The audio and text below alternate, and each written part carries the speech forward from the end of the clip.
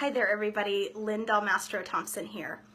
I wanted to share with you today some really interesting information that I learned in a class that I'm taking on stress and relaxation. So I've been studying stress and relaxation probably for a good 10 to 12 years, maybe even longer, and I consider myself to be pretty knowledgeable about this field and about stress management. At one point I was even calling myself a stress management specialist. So it was really interesting yesterday in this class that I'm taking to learn some new information. So, we've always come to view stress as kind of a negative thing. We know that it causes high blood pressure, it can affect our heart, creates more inflammation over time, it can lead to chronic disease. So we all kind of know those pieces. And this isn't to completely disregard that, but there was kind of a new piece of information and new research that was shared in this class that I thought would be really valuable to everyone. So in this class, the instructor was talking about basically if we reframe stress into challenge, so something as a challenge and not a threat to our survival, a threat to our existence, and triggering that fight or flight response, our body actually responds differently. So one of the things that happens when we're in fight or flight is our blood vessels constrict, and that's to protect us, if we were to get injured or, animal bit us, it would help prevent blood loss. But when we view something as challenge, our blood vessels actually can stay relaxed.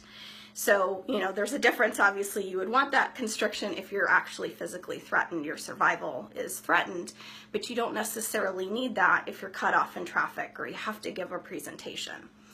So the other thing that she talked about is that our heartbeat actually not just beats faster, like when we're stressed out and we feel that heart racing, but that our heartbeat stays stronger in that case. So it's pumping more blood. And then when we pump more blood, we get more energy.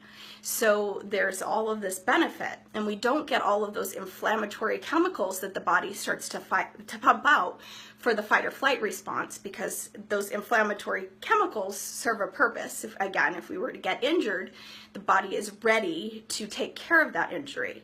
But most of us, again, we're not going to be physically attacked, physically harmed, thankfully.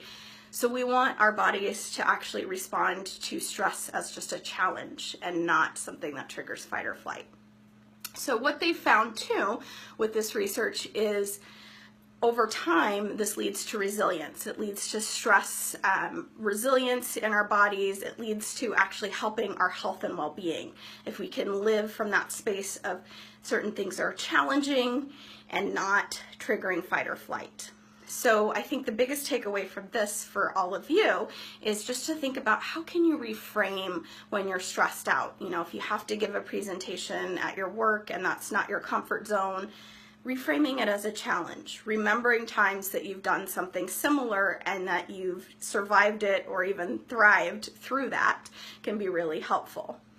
Another interesting thing, is to just remind yourself that when you are feeling that heart racing and all of those symptoms, your body is pumping more energy and oxygen. And so there was a study that she cited in the class that was really interesting when they told people who were stressed out, hey, it's a good thing you're stressed out because you're getting more oxygen in your body. When they did all of these tests of these people, they actually saw that their bodies responded in a different way. So at the very least, tell yourself when you're feeling those feelings of stress and anxiety and overwhelm, tell yourself, I'm getting more oxygen, and see what starts to happen. So this is really just an example in my mind of how powerful our brains are, how our thoughts and our beliefs can really control what's going on in our body.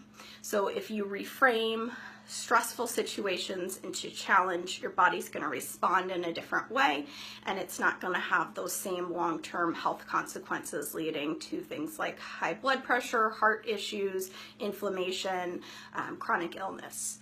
So I hope this is really useful to you as well, that you gain a little bit of perspective that's new to you, because it was definitely a little bit of a mindset shift for me. And if you find this helpful, feel free to share this video with other people in your life who might benefit from this little bit of a reframe of how can we play with stress and reframe it as challenge. So have a great rest of your day. Thank you for taking the time to watch, and I look forward to catching you next time.